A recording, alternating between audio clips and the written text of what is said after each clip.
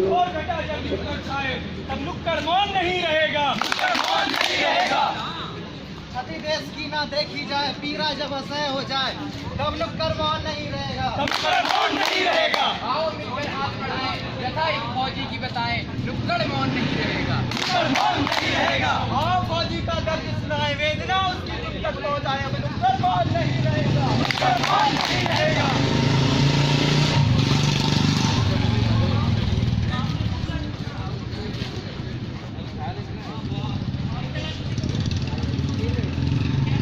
दोस्तों, स्वागत है आपका आज।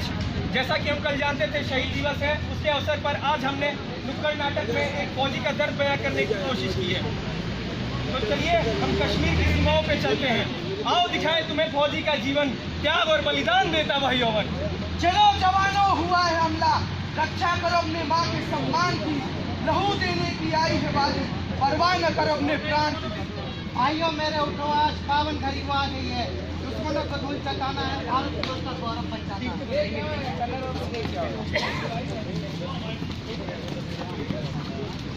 अल्लाह अकबर, पाकिस्तान जिंदाबाद, जिंदाबाद जिंदाबाद। सुन के मारो इन काफिरों को, इंशाअल्लाह की बात सच है हमारी। भारत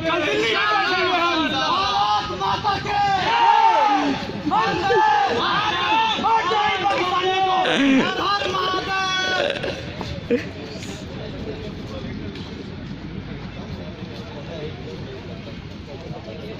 जज्बा दिखाया था सरहद पर, कीना जीवन की परवाह, गोली खाई थी सीने पर, करते हुए मातृभूमि का सम्मान। आइए दोस्तों, आगे हम एक फौजी की दास्तान सिखाने जा रहे हैं जो सरहद पर अपने माँ की रक्षा के लिए, अपने भारत माँ की रक्षा के लिए सीने पर गोली सह लेता है। आइए देखते हैं उसके जीवन में आगे क्या घटना है। डॉक्टर साहब जल्दी आइए, देखिए मेरे भाई को क्या हो गया। क्या हुआ इसे, क्या हुआ? हम विस्फोट में ये घायल हो गया है। उसको देखता हूँ, आंखें तो चल रही है इसकी।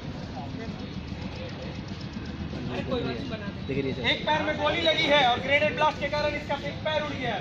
अब ये कभी चल नहीं पाएगा। कोई आया इसके साथ? हाँ, इनकी पत्नी आई है। कहाँ है? बाहर है। डॉक्टर साहब क्या हुआ मेरे पति को? डॉक्टर साहब आप कुछ बोलते क्यों नहीं? आप धीरज रखिए, आप धीरज रखिए। न चेहरे पर एक शिकन थी, न माथे पर कोई पसीना था। अरे शेर थे आपके पति, उनका तो 56 इंच का सीना था। अपाहिज नहीं हुए वो, अपाहिज नहीं हुए वो। देश के लिए इज्जत कमाई है, इस निर्मम युद्ध में उन्होंने अपनी एक टांग गंवाई है।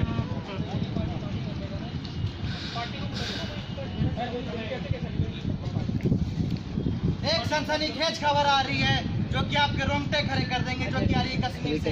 वहाँ एक बार फिर से पाकिस्तान की ओर से गोलीबारी हुई है, जिसमें भारतीय सैनिकों को काफी क्षति उठानी पड़ी है।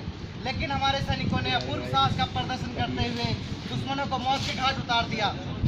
लेकिन उस युद्ध में हमारे एक सैनिक शहीद हो गए और एक पूरी तरह से घायल हो गए, उन्होंने अपने पैर गंवा दिए।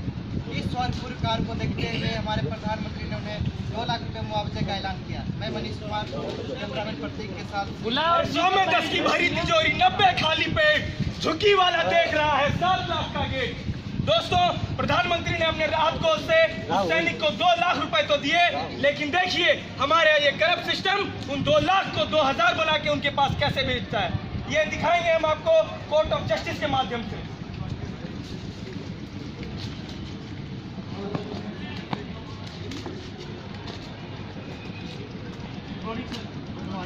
आपने अपने देश के लिए अमूल्य बलिदान दिया है, किंतु अब आप आगे देश की सेवा में सक्षम नहीं। इसलिए आपको आपके पद से हटाया जा रहा है। आप पेंशन के लिए अप्लाई कर सकते हैं, जिसमें आपकी सैलरी को आधे पैसे मिलेंगे। यौवन शौर्य को होम किया, देश को रक्त दान दिया। जब जाम हमारे खनक रहे थे, रक्त का प्याला उसने पिया। बलिदान दिया उसने देश को, परिभाषा बना वह बलिदान की। 10 दिन तो सबको याद था, भुला दी कहानी उस जवान की। अब पूरी कथा उसकी क्या बताएं इस संसार को। आइए देखते हैं 20 साल बाद क्या हुआ उस परिवार में। बेटा खटिया पर पड़ा है, बीवी उसकी परेशान है बर्तन की इसके। फौजी की बेचारे की टांगे तो थी नहीं, देखिए वो अपने जीवन का निर्वाह कैसे करता है। बेटा क्या हुआ बेटा? अरे इनसे क्या पूछ रहे हो? चांद के दाने हैं खाने को, न दवाई के हैं पैसे। बेटा लेटा पड़ा है बेबस बीमार, बताओ इलाज करो। बैसाखी तुम्हारी टूट गई, जड़ गई उसकी उखड़, काम तो मिलता नहीं, हाथ गिर गए हैं बर्तन रगड़ रगड़। पड़ोस वाली भी कहती है बूढ़ी हो गई हो तुम, काम तो होता नहीं ढंग से, हो जाओ अब तुम यहाँ से गुम। जवानी तो तुमने सरहद पर खोई, जवानी तो तुमने सरहद पर खोई, और बुढ़ापा भर भर रोया। सारा जीवन देश के काम किया, बताओ अपने घर वालों के लिए क्या क्या किया। क्या करूं मैं बेबस हूँ। सरकार हमारी बहरी है, 10 बार गुहार लगाया, मंत्रालय में चिट्ठी ठहरी है। 2 लाख का मिलने मुझको, 2 लाख का मिलने मुझको, 2 रुपये तो मिले नहीं। कैसा है ये देश हमारा, खुददार यहाँ जिए नहीं। देश को जीवन होम किया, क्या ये मेरी गलती थी? काश कुछ और हल बना होता जिसकी समाज में चलती थी। क्या हो बेटा? कौन हो? बात दिया है, बोलो क्या बात है? पैसा दिया नहीं है आपने, बड़े पति तो आदमी हो यार। दे दूंगा, पैसा दे दूंगा, कौन सी आदमी हूँ, लेके भाग नहीं जाऊंगा तुम्हारा पैसा। 5 दिन की मोहलत मांगी थी, पता है तुमको, सूट मूल मिला के कुल 50,000 हो गए, कब अदा करोगे? दे दूंगा, मैं पैसे दे दूंगा तुम्हें। अरे बेटा क्या हुआ? अरे जाओ, बेटा क्या हुआ? डॉक्टर को बुलाओ, चलो डॉक्टर के पास लेंगे। बेटा उठो। बेटा क्या हुआ? डॉक्टर साहब, देखिए मेरे बेटा क्या है? बेटा, अरे इसे क्या देखूं मैं? पिछले 2 सालों से तुम इसे ला रहे हो, पहले ही मैंने तुम्हें कहा था इसे अस्थमा है। आज तुम्हारे कारण ये आखिरी स्टेज में पहुंच चुका है। अभी भी अगर तुमने पैसे जमा करा के इसका इलाज नहीं कराया तो बता रहा हूँ बहुत देर हो जाएगी। जाओ पहले पैसों का इंतजाम करो। अरे जाओ बैंक जाओ, अपने पेंशन के पैसे जाके ले आओ। मैं जाता, तुम धीरज रखो, बेटे का ख्याल रखना। मैं जाता हूँ।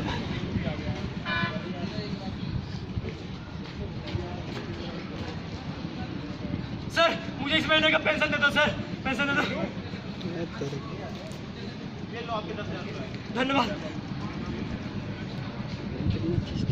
ये लो आपके 30,000 रुपए। पता है आपको, 30 के दशक में जो रिटायर्ड सूबेदार होते थे उनको 10,000 पेंशन मिलता था, लेकिन आज मैं पिछले साल रिटायर्ड हुआ था, 7th पे कमीशन लागू होने से 30,000 मंथली मिलते हैं। क्या तुम्हें 30,000 और मुझे 10,000? क्यों, आप भी सूबेदार थे क्या? हाँ, मैं भी फौज में सूबेदार था और आज देखो मेरी क्या हालत है। क्या मैंने देश की सेवा में कोई कमी की थी? क्या मेरा खून इतना सस्ता था? क्या मुझे और मेरे परिवार में जीने का कोई हक नहीं है? क्या बात है? क्या बताऊं मैं तुझे अपनी दास्तान। मेरा बेटा बीमार पड़ा है, बीवी की तबीयत अलग खराब रहती है, इलाज के पैसे नहीं है मेरे पास। सरकार पैसा के नाम पे भीख दे रही है मुझे, भीख। तुम्हें भीख ना मिले और मेरे शादी नहीं शादी की हो। 1 मिनट सर, ये कुछ पैसे मेरी तरफ से रखिए। नहीं, मैं ये पैसे नहीं ले सकता, मुझे मेरे हक के पैसे चाहिए। नहीं ले सकता मैं पैसे, मेरा जमीन ये पैसे लेके जाते नहीं देता, मेरे पैसे नहीं ले सकता।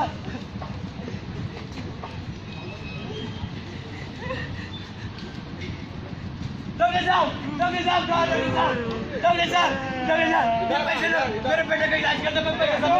तुम्हें पहले ही कहा था, पैसे जमा नहीं कराए तुमने, भैया ना वो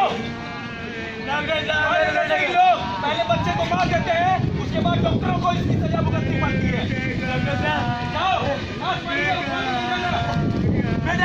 क्या हुआ?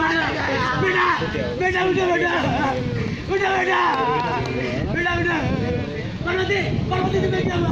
पार्वती तुम मुझे छोड़ के नहीं जा सकती। पार्वती यहाँ से हमारा नुक्कड़ अंत की ओर।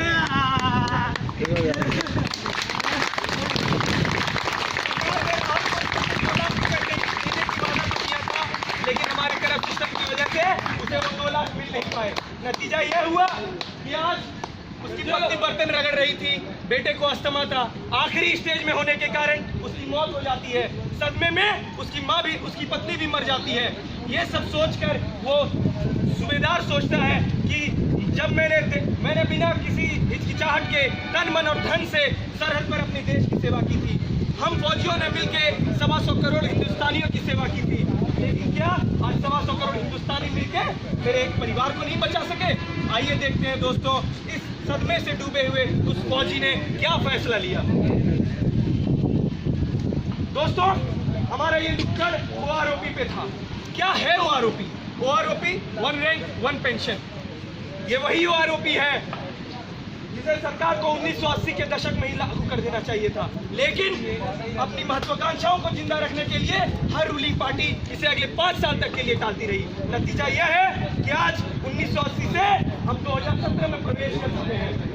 सैनिकों को, एक ओहदे के रिटायर्ड सैनिकों को एक सा सम्मान देना है OROP, फौजियों को उनके हक का अधिकार देना है OROP। दोस्तों, जब सरकार की ओर से कोई फैसला नहीं आता तो ये जिम्मेदारी हम जनता जनार्दन की बनती है कि हम सरकार पे दबाव बनाकर उसकी पहल करें। दोस्तों, अब समाज पर विपदा आई है, घनघोर घटा भी छाई है। अब नुक्कड़ मौन नहीं रहेगा, अब नुक्कड़ मौन नहीं रहेगा।